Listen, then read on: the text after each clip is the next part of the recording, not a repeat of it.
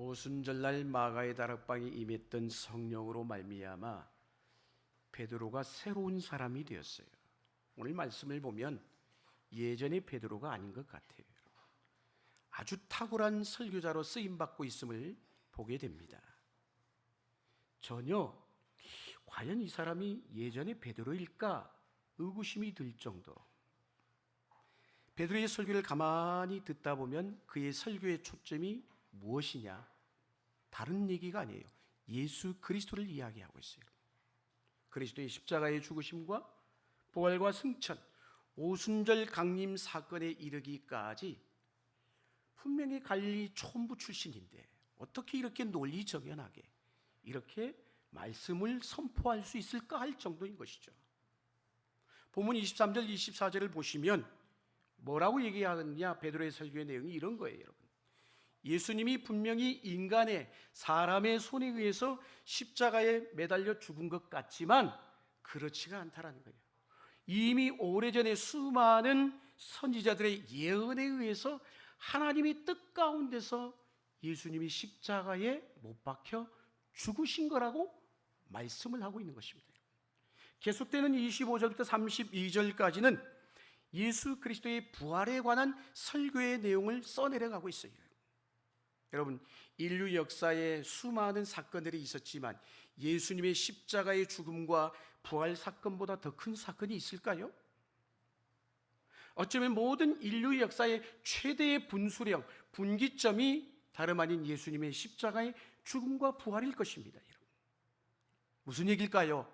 복음이라는 것은 시간이 흘러도 여전히 복음인 것이에요. 세월이 흐르면 흐를수록 진리는 참된 진리로 더 나타나고 드러나게 되어 있다는 것입니다. 여러분, 본문 32절 뭐라고 말씀합니까? 32절 말씀 같이 한번 읽겠습니다. 시작.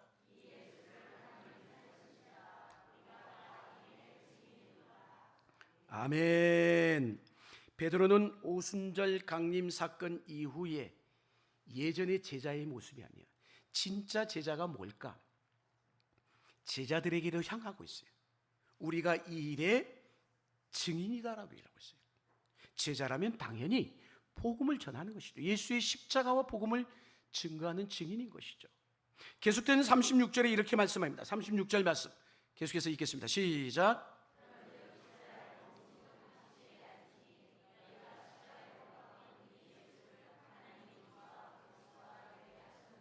아멘. 너희가 십자가에 못 박은 이 예수, 36절에 우리가 주목해야 될 문구예요. 너희가 십자가에 못 박은 이 예수. 베드로가 굉장히 담대해졌어요. 예전에 계집아이 앞에서 부인했던 모습은 온데간데 없이 사라져버렸어요. 왜 담대할까요? 결코 돌려서 말하고 있지 않아요. 우회적으로 표현하고 있지 않다는 것이에요. 여러분, 설교를 듣는 청중들을 향해서 뭐라고 얘기합니까? 당신들이 바로 그 예수를 십자가에 못 박았다, 이렇게 얘기하고 있는 거예요. 여러분, 예수님을 십자가에 못 박아라 못 박아라 외친 군중의 소리는 다름 아닌 그 주인공은 바로 니들이다라고 얘기를 하고 있는 것이에요. 전혀 상상할 수 없는 베드로의 모습이죠. 여러분, 알고 있다시피 당시 종교 지도자들이 선동을 했어요. 선동이라는 게 무서운 거예요. 여러분, 유대인들이 그래서 빌라도에게 예수를 넘겼잖아요. 여러분, 그때 그 무리들이 뭐라고요? 예수님을 십자가에 못 박으라고 소리쳤어요. 여러분, 그랬기에 오늘 사도 베드로는 저들을 향해서 뭐라고 있어? 당신들이 예수를 죽였다. 얼마나 담대합니까? 거친 것 같지만 얼마나 정확하게 선포하고 있는 것이에요. 너희들이 죽인 예수를, 그런데 뭐라고요? 하나님이 다시 살렸다라고 선포하고 있는 것이에요. 지금 이 말씀을 듣고 있는 청중들의 마음을 말씀으로 뒤집어 놓고 있는 거예요. 여러분, 이게 바로 진짜 설교인 것이에요. 현대 설교는 청중이 듣고 싶어하는 것에 집중하는 설교가 많습니다. 그래서 설교자들은 설교를 듣는 청중의 마음이 가능하면 상하지 않게 하려고 애를 씁니다. 그런데 오늘 보세요. 베드로의 설교 가운데 그런 모습을 엿볼 수 있어요? 단도직입적으로 이 백성들의 죄를 지적하고 있는 거예요. 니들이 그 죄인이다라는 거예요. 여러분, 설교에서 굉장히 중요한 게 뭔 줄 아십니까? 우리는 그걸 인정하고 싶지 않은데 설교에서 굉장히 중요한 건 다른 게 아니에요. 죄를 지적하는 일인 것이에요. 말씀을 통해서요. 설교를 들을 때 내 허물이, 내 죄가 드러나야 하는 것이에요. 진리의 말씀은 빛이다라고 했어요. 죄로 말미암아 어두워져 있는 영혼의 상태를 진리의 빛으로 비추는 것이에요. 빛이 비출 때 죄는 드러날 수밖에 없는 거예요. 누가 예수를 죽였습니까? 니들이 죽였다라는 거예요, 여러분. 당신들이 십자가에 못 박았다라는 거예요. 그 당신이 누굴까요? 좁게 적용하면 지금 설교를 듣고 있는 그 당시 사람들이고, 더 넓혀서 확대해서 적용하면 이 땅에 있는 모든 하나님의 반역하는 인류 전체를 가리키는 것이에요. 그런데 오늘 보세요. 이 베드로의 설교를 듣는 이들의 반응이 어떤지 37절이 말씀하죠. 37절 말씀 같이 한번 읽겠습니다. 시작.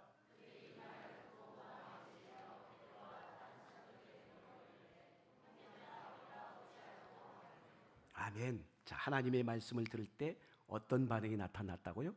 마음에 찔렸다라고 했어요. 저는 오늘 이 시간 말씀을 듣는 가운데 마음에 찔림이 있기를 축복합니다. 여러분, 찔렸다라는 원어적인 표현을 보면 어떤 표현인 줄 아세요?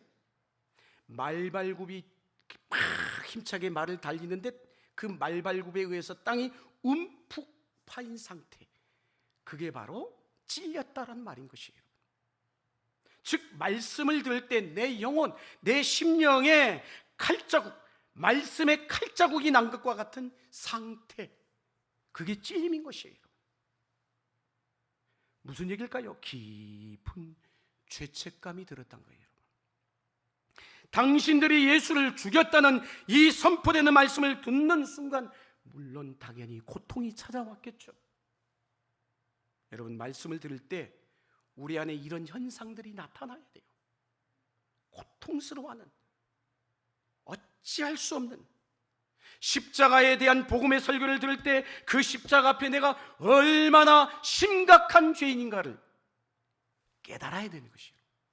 인정해야 되는 것이에요. 자신의 죄로 말미암아 몸서리치는 통회함과 자복함과 회개함이 있어야 된다는 것이에요.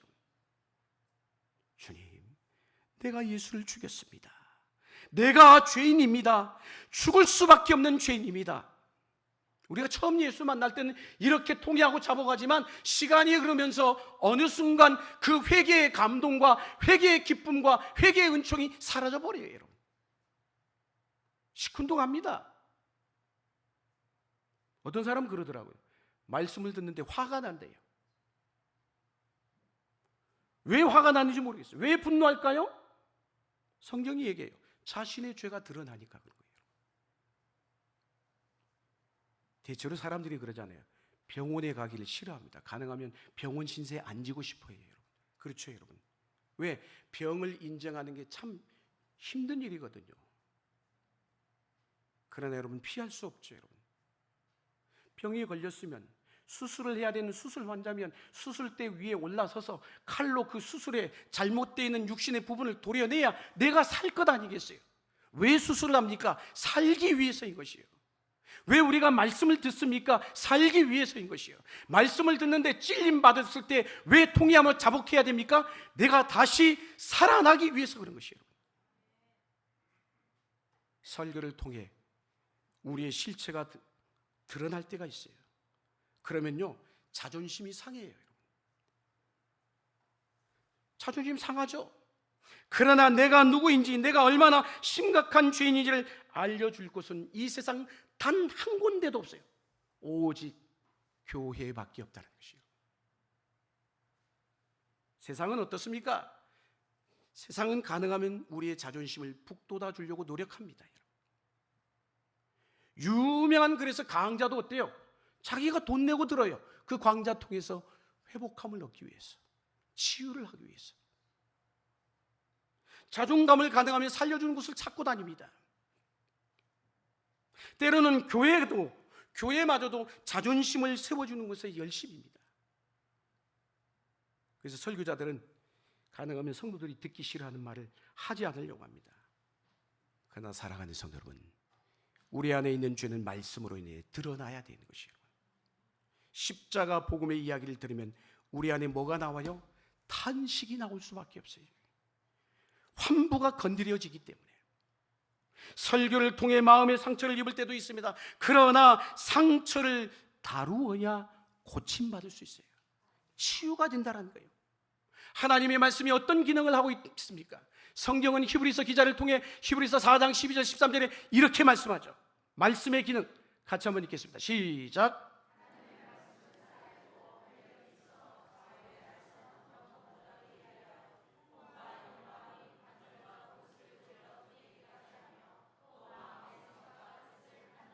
13절 지으신 것이 하나도 그 앞에 나타나짐이 않음이 없고 우리의 결산 받으실 이의 눈앞에. 아멘. 관절과 골수를 찔러 쪼개기까지 한다는 것이죠. 만물이 벌거벗은 것 같이 드러나리라라고 얘기했어요. 여러분, 말씀은 그냥 글자, 죽어있는 문자가 아니에요. 여러분, 하나님의 말씀이잖아요. 여러분. 그래서 성경은 뭐라고? 말씀은 살아있다라고 얘기하고 있어요. 성령은 그래서 상황에 따라서 다양하게 말씀이 적용됩니다. 여러분, 한 구절의 말씀이 각자의 삶에 똑같이 적용되지 않아요. 다양하게 적용하는 것도 누가 하시는 일인 거예요? 성령께서. 이 시간도 말씀을 듣는데 다 똑같이 적용되지 않다는 거예요. 여러분, 성령이 그렇게 하시는 것이에요. 여러분, 하나님의 말씀은 우리의 영혼 깊은 곳을 건드리십니다.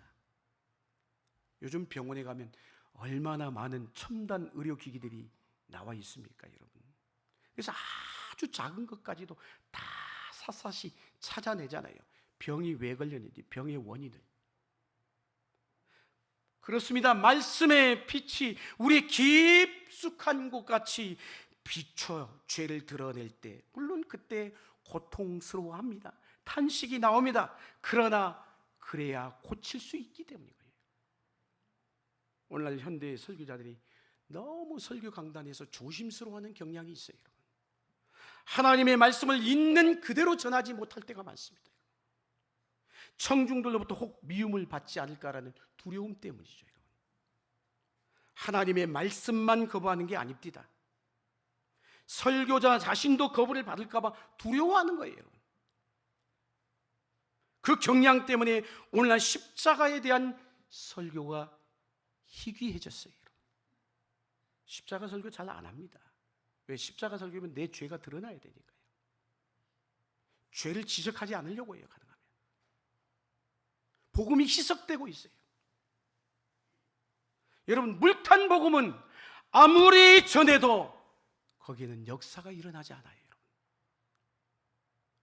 오늘 위기는 강단의 위기인 것이에요. 십자가와 부활의 복음이 아닌 다른 것들이 강단에서 외쳐지고 있어요. 웃다가 끝나요. 청중들의 입맛에 맞는 설교를 하는, 이게 자꾸 설교자들에게 유혹이 오죠. 성도들의 불만족스러운 눈빛과 요구에 설교자들은 자꾸 마음이 요동칩니다. 그런데 오늘 베드로를 보십시오. 얼마나 강하고 담대한지 원색적으로 십자가 복음을 전하고 있어요. 청중 눈치 안 보고 있다는 거예요. 베드로는 백성들에게 민감한 설교자가 아니라 하나님에게, 성령에게 예민한 민감한 설교자였다는 것이에요. 할렐루야! 십자가만이 우리를 구원하는 유일한 길인 줄로 믿습니다. 십자가와 부활의 복음은 시 공간을 초월하는 메시지 중에 메시지인 것이에요. 시대를 뛰어넘어 구원으로 이끄는 그 유일한 메시지는 십자가밖에 없어요, 여러분. 그런데 자꾸 십자가의 도에 대한 얘기를 하다 보면 사람의 마음을 거리끼게 해요. 걸리거든요. 마치 엑스레이가 찍다가 탁 걸리는 거예요. 여기구나. 우리의 마음을 편하지 않게 합니다. 한참 지나서 스데반인 이야기가 나오죠. 스데반을 보십시오. 스데반도 말씀을 전하다가 돌에 맞아 죽었어요. 무슨 얘기일까요? 설교자와 설교를 듣는 청중 사이에 긴장감이 없어요. 편안하게 와서 좋은 얘기 듣고 웃고 그러고 가면 끝이야. 말씀을 들으러 왔잖아요. 처음에는 느긋한 마음으로 설교를 듣습니다. 죄에 대한 설교가 깊이 들어가면 물론 화날 수도 있고 분노할 수도 있어요, 여러분. 여러분 보세요. 사람들은 가늠하다가 붙잡혀온 여인을 예수님께 데려왔어요. 여러분. 그들이 모두 다 그 여인을 향해 돌을 들고 있었습니다. 주님은 군중들을 향해 죄 없는 자가 먼저 돌로 치라고 하셨어요. 그런데 어떻게 했어요? 다 돌을 내고 뿔뿔이 흩어졌어요. 그들은 돌을 들어 치려고 한 자들이 자신들이 죄인이란 사실을 전혀 깨닫지 못했던 것이죠. 우리가 잘 아는 다윗의 충신이었던 아내 바세바와의 관계를 맺은 그 간음죄에 큰 죄를 지었잖아요, 여러분. 완전 범죄처럼 보였을지도 몰라요. 다윗이 그렇게 생각했을 거예요, 여러분. 그런데 세월이 흘러서 나단이라는 선지자가 다윗을 찾아왔어요, 여러분. 나단 선지자가 다윗에게 설교를 합니다. 이야기 속에 누가 등장해요? 아주 악한 인간이 등장하죠. 그는 죽어 마땅한 죄인이에요. 나단의 설교는 누구를 향한 거예요? 다윗을 향한 거예요. 그 설교를 듣는 유일한 청중은 다름 아닌 다윗이었단 말이에요. 그러나 그 이야기의 주인공이 자기 자신이라는 것을 다윗은 전혀 인식하지 못했어요. 여러분, 나단의 설교를 들어보세요. 성경을 가서 보시면 시작 설교가 3인칭으로 시작돼요. 다윗이라고 얘기하잖아요. 3인칭. 그러다가 다윗이 깨닫지 못하자, 자신이 그 주인공임을 깨닫지 못하니까 나단의 설교가 갑자기 1인칭으로 바꿔요. 바로 당신입니다. 바로 당신이 그 죄인이라는 거예요. 예수님께서 왜 십자가를 지셨을까요? 예수 그리스도께서 왜 죽으셨을까요? 다른 게 아니에요. 나 때문이에요. 하나님은 그 고백을 듣고 싶어 하십니다. 여러분, 교회를 아무리 오래 다녀도요, 직분을 받아도요, 1인칭으로 넘어가지 못하면, 신앙이 나에게 적용되지 못하면, 1인칭으로 넘어가지 못하면 신앙의 세계는, 믿음의 세계는 시작되지 못해요, 여러분. 나는 예수의 십자가와 상관없다라고 한다면 그 사람이 그리스도인일 수 있겠어요? 주님, 나는 죄인입니다. 내가 예수를 죽였습니다. 나 때문에 우리 주님이 죽으셨습니다라는 고백이 터져 나와야 하는 것입니다. 2000년 전 예수 그리스도의 십자가 사건이 오늘 나의 십자가가 되려고 하면 나는 주님 앞에 심각한 죄인이라는 사실을 인정해야 하는 것이에요. 예수를 누가 죽였습니까? 베드로는 청중들을 겨냥하고 있어요. 그들이 그래서 사도들에게 와서 물었어요. 우리가 어찌할꼬? 깊은 탄식이죠. 그 탄식은 자신의 실체, 나는 심각한 죄인이구나 드러났을 때 찾아온 절망감. 난 하나님 앞에 아무것도 할 수 없는, 어찌할 수 없는 심각한 죄인 중에 죄인이란 그 사실을 깨닫고 나니까 절망감이 온 거예요. 그래서 우리가 어찌할꼬? 복음을 들었는데 그냥 시큰둥하게 반응할 수가 없었던 것이에요. 우리가 어찌할꼬? 십자가 앞에, 말씀 앞에 마땅한 반응을 하지 않으면 큰일 날 것 같은 두려움이 몰려온 것이죠. 사랑하는 여러분, 이 순간에도 우리가 하나님의 말씀을 듣고 있는 이 진리의 말씀 앞에 우리가 믿음으로 온전한 반응을 하지 않으면 죽을 것 같은 두려움이 몰려와야 하는 것이에요. 말씀 앞에 우리가 믿음의 반응을 마땅히 하지 않으면 큰일 날 것 같은 두려움이 우리에게 느껴져야 되는 것이에요. 사랑하는 여러분, 하나님의 말씀은 잠들어 있는 우리의 영혼을 깨우는 역할인 것이에요. 베드로의 설교를 듣는 순간 갑자기 내가 예수를 죽였구나, 그 생각이 밀려왔어요. 그래서 우리가 어찌할 거라고 탄식한 거예요. 어떻게 보면요, 설교자는, 설교 행위는 굉장히 위험한 일인 것입니다. 왜? 심판의 메시지를 선포할 때 구약에 보면 많은 선지자들이 죽임을 당했어요. 예언자들은 그 시대에 인기 있는 예언자가 아니었다는 거예요. 안 좋은 얘기를 하는데 누가 인기가 있겠어요, 여러분? 미움을 받을 때가 훨씬 많았다는 거예요. 구약의 예언자들은 백성들에게 아첨하지 않았어요. 백성들의 귀를 즐겁게 한 것과 거리가 먼 삶을 살았다는 것이에요. 심판의 메시지를 선포한 거예요. 하나님 편에서 백성들에게 선포하는 이야기인 것입니다. 인간들 편이 아니라 하나님 편에서. 선지자들은 백성들이 듣든 듣지 않든 하나님의 말씀을 있는 그대로 선포했던 것이에요. 사랑하는 성도 여러분, 우리에게도 동일하게 마가의 다락방에 임했던 성령이 우리에게 임하면 우리는 우리 입술을 그대로 둘 수가 없어요. 우리 스스로가 주장할 수 없다는 거예요. 성령이 하게 하시는 것을 선포하게끔 할 수밖에 없는 거예요. 성령이 말하게 하심을 따라 전하는 것이죠. 말씀을 전하는 자도 위험하지만 말씀을 듣는 자 또한 위험한 것입니다. 마음 놓고 설교를 듣고 있다가 갑자기 하나님의 말씀이 팍 비수와도 같이 우리에게 영혼을 찌르면, 깊이 찌르면 거기에 회개의 역사가 일어나는 것이에요. 지난 주간에 지었던 죄가 갑자기 생각이 나는 거예요. 여러분, 죄가 들킬 때 기분이 좋아요? 기분 좋은 사람 아무도 없어요. 설교자의 강단은 모험적입니다. 그래서 말씀을 어디까지 다룰 것인가, 설교자의 고민인 것이죠. 말씀이 조금 더 깊이 들어가면 다음 주에 왜 교회 안 나올 성도들이 있을 수 있거든요. 하고 싶은 말을 다 하지 못해요, 여러분.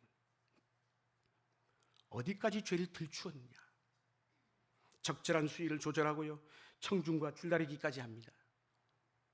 죄를 지적하는 것의 목적은 여러분, 그러나 죄를 고발하는 데 있지 않아요, 여러분. 마귀도 죄를 들춰내잖아요, 우리의 죄를.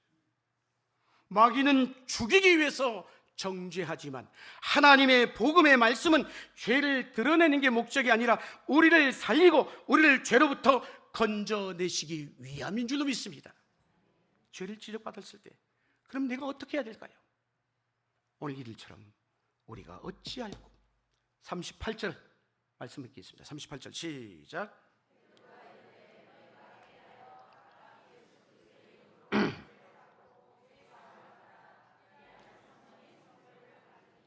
아멘. 어떤 일이 일어났어요?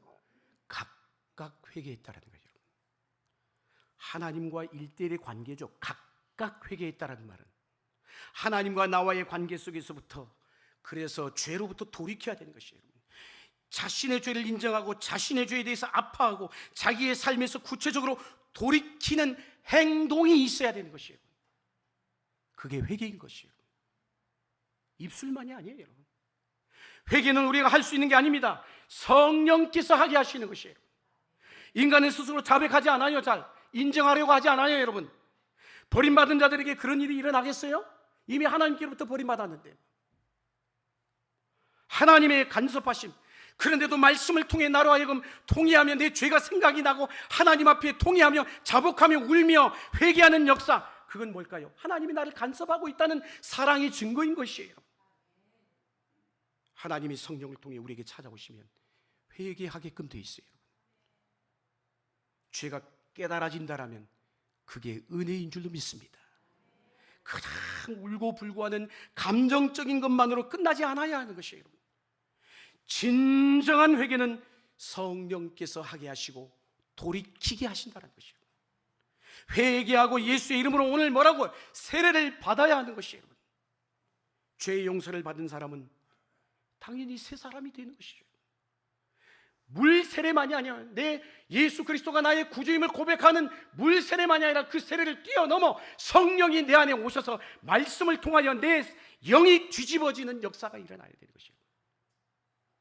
마치 강물이 온몸이 담가진 것처럼 내 삶을 온전히 하나님 앞에 맡겨야 되는 것이에요. 여러분, 물에 들어가면 내 마음대로 안 되잖아요. 수동태가 되는 것이에요. 여러분, 수영 못한 사람이 물속에 들어가면 자기 어떻게 할 수 있어요? 물에 맡겨야지. 그런 것입니다. 내 삶을 내가 주관하는 게 아니에요. 하나님이 주관하시는 삶이어야 되는 것이에요. 옛사람은 죽고 새로운 피조물로 거듭나는 것이에요. 여러분, 세례는 하나님의 자녀가 되고 그리스도와 온전히 연합되는 것이고, 더 나아가 빛의 말씀이 들어와서 내 영이 뒤집어지고 내 영이 거듭난다라면 그거는 곧 성령의 세례를 말하는 것이에요. 성령은 우리를 온전히 변화시키는 역사를 일으키는 그리스도의 영인 것이에요. 성령의 역사가 우리 안에 일어나야 죄에 대한 태도가 변화되게 돼 있어요. 바뀌게 돼 있어요. 성령께서 내 안에 오심으로 죄에 대해서 비로소부터 민감해지기 시작합니다. 보면 41절 말씀 계속해서 읽겠습니다. 41절 시작.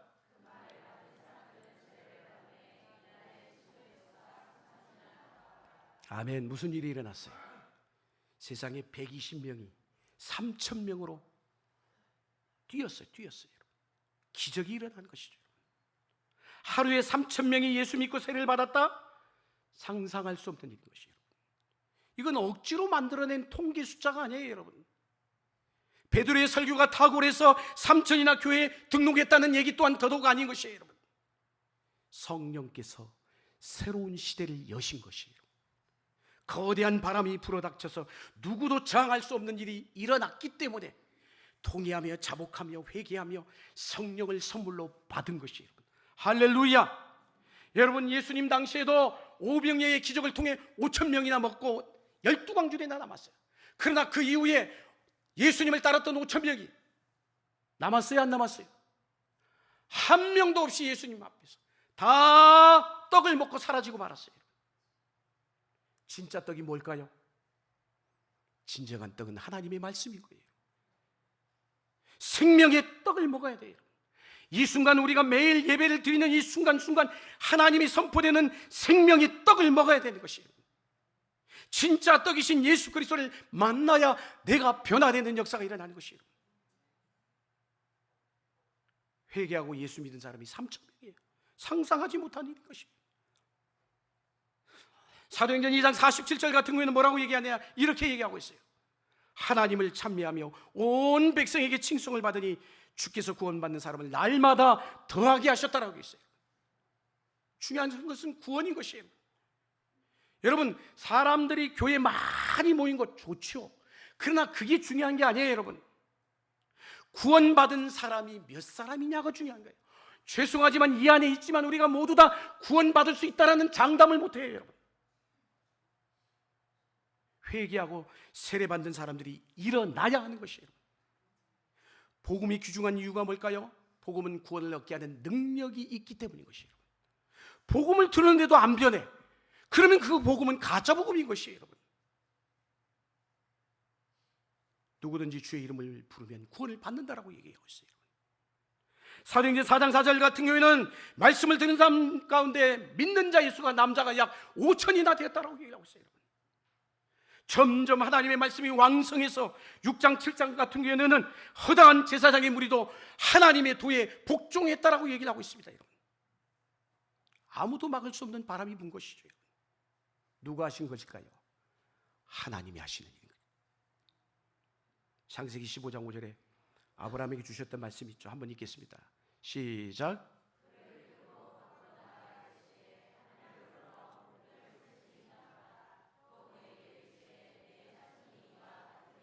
아멘. 하나님의 약속하신 예언이에요. 예언의 말씀이에요. 그래서 성령의 역사로 인해 대대적인 구원의 역사가 일어났어요. 구원의 문이 활짝 열렸다는 거예요. 성령의 임하심으로 멸망하려 했던 인간들이 주께로 돌아온 일들이 우죽순처럼 일어난 것입니다. 사랑하는 성도 여러분, 오늘날 가장 중요한 것은 구원의 역사가 오늘 우리 교회 가운데, 내 삶 가운데 끊임없이 일어나야 되는 것이에요.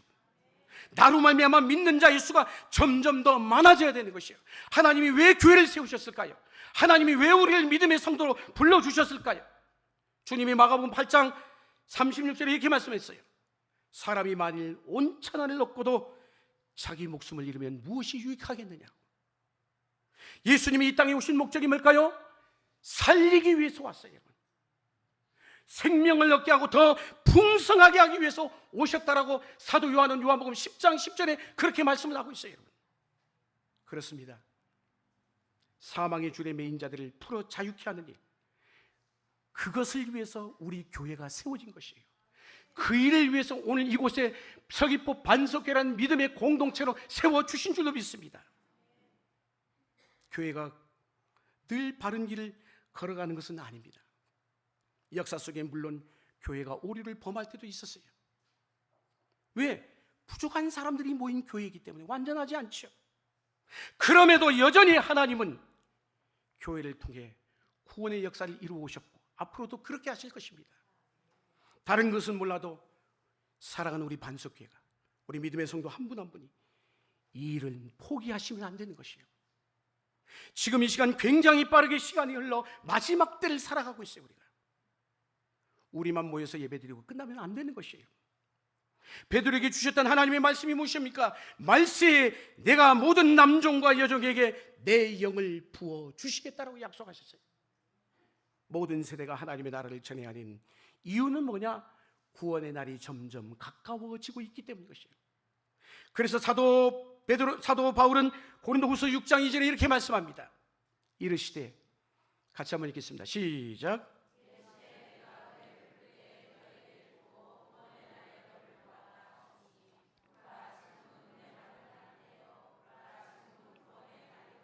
아멘. 사랑하는 성도분, 오늘 나에게 그 구원이, 심각한 이 죄인 같은 죽을 수밖에 없는 나에게 이 구원의 복음이 주어졌음을 감사하고 이 예수 복음을 우리 이웃들에게 증거하며 살아가시는 우리 모두가 될 수 있기를 주의 이름으로 간절히 축원합니다.